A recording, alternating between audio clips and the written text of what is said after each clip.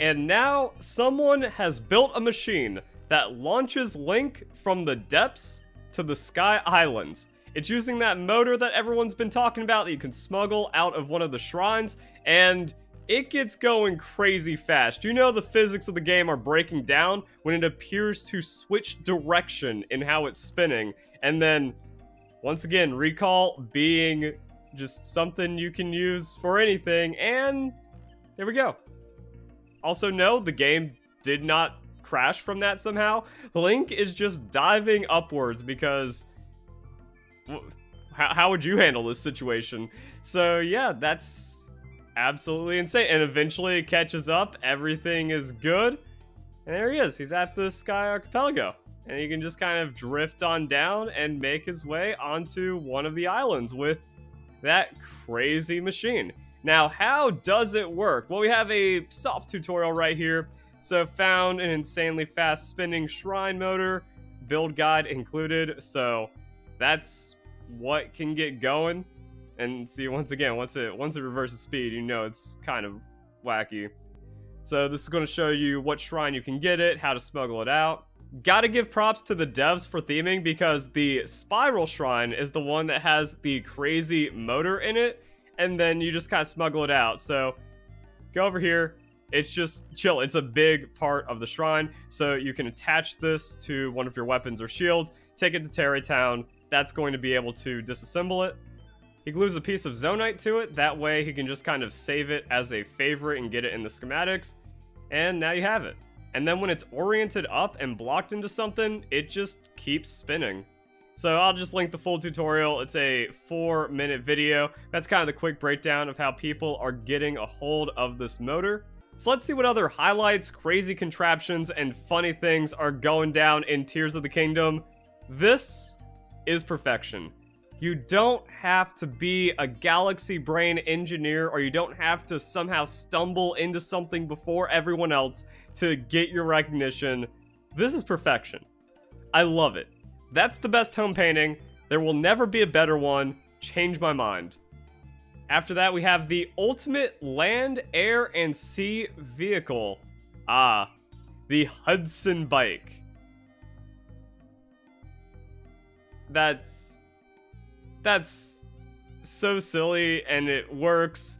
And like, the Hudson sign is actually perfectly sized. You know, it's hard to find a little plank or a platform that's going to be like that, but it's people size. It's like a nice little platform, and then you can do the hover bike with it, and then you just get going. So yeah, using the Hudson sign once again. People are finding their own perfection in the game, and I love it. After this, did you know you can use the portable pot as a ball and socket joint? Oh, that's springy. Oh, that's looking really cool. So you can make suspension systems for your vehicles with the portable pot. I thought it was only for cooking, but no. The game's physics engine is this robust. But also, apparently, that was just the pot. The pot also just had that joint system to it, and then you can do some really cool stuff with it. I really like this, how you can just get over terrain and snake around. You also get that extra, like, front mobility, so you can make, like, a really cool 3-wheel bike design that just kind of goes and tears over anything. Very cool. And then we have this, which is absolutely outrageous. Who needs fast travel when you have speed? So, this just works. It also looks like it goes so fast, and it's so unwieldy, it needs 2 stabilizers and a stake to just kind of hold it down. But is there like some kind of program in the games where like wheel equals faster, therefore it just kind of goes? There's probably some kind of physics here at play. I'm gonna have to read some of the comments to figure out what's going on here. But like, one wheel's stabilized, the other one's just a wheel of wheels going super quick, and it's just tearing through Hyrule. Also choosing almost no energy. So this is an incredibly impressive vehicle, especially if you just want like land speed, and it seems like we have found something to finally rival the hover bike. It looks unbelievably tedious and outrageous to build though. But yeah, look at that, like the stabilizer is even having a problem on the right side. But that thing is booking it on no energy. That's how you can unlock all the towers and like record speed. Use this with the hover bike to get some verticality and boom, easy. Alright, so we're learning about this thing. It's at the part limit. Do you need both rings of wagon wheels? It works with one, but you basically can't turn at all, and getting in is a nightmare. Could reduce the number in each row to get another 2 parts, but doesn't seem worth it. People want to see if you could put like a spike plate on this thing and really ram into things. And then what we've been looking for. How does this work? The right wheel's axle is held in place by stabilizers, so all its rotational motion is transferred to the left wheel, which goes twice as fast. The left wheel is covered in wagon wheels to increase diameter from the drive wheel. Wagon wheels provide more friction than other materials. Ah, yes, so what I said about like, are wagon wheels just coded to go fast was wrong. This is just straight engineering. You have a stabilized drive wheel going into a higher friction, larger wheel, and then just zooming. And because of that post, I just learned what Hyrule engineering is. So this is Reddit where people are showing off their crazy contraptions. Someone said post it here, and the guy already did, so that's cool. But also apparently candles. So another smuggle from shrines that's doing pretty well. So candles can do some pretty cool things. And you can make a nice flying machine. It also stabilizes. The size of the candle helps. It can work to get good enough with the balloon. And then it's just floating. And nah, wait a second.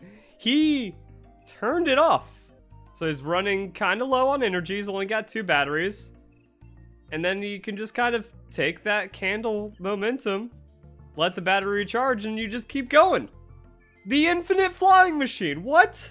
Also, this dude making the, oh yeah, that's right comment, where you don't even have to take something to Terrytown, you can just attach something to it in the shrine, and then that's going to save in the auto build. Oh yeah, also, unfortunately, the balloon will eventually disappear, so you can go really, really far with it, but it's not infinite. Here's another one that's been making the rounds. Instant, almost free solution to 99% of Hudson signs. Duh. You just attach the hover stone to... Well, not attach. You just put the hover stone under it. So, that works. It cheats it, but it works. People ask, why the apple? Saves to your auto build. And at least there's one thing that hasn't changed from Breath of the Wild, and that is finding the super unbelievable shortcuts to solving shrines. So this dude's going around trying to figure out the solution. You know, we got like some kind of block, a chain, or you can just bomb arrow that. No fancy contraptions, no outrageous Tears of the Kingdom mechanics. You just hit the bullseye with a bomb, and you skip all that. I just love how slow and methodical and plotting this is, where it's like, all right, we got a thing, there's a thing over there, something about a chest, all right, and then just bomb, done. Love it. And then to close out the video, we have the Walking Mech V2. Yo, it thick. it looks funny like that, but there we go. It's walking, it's strutting, it's swagging, it's going. So...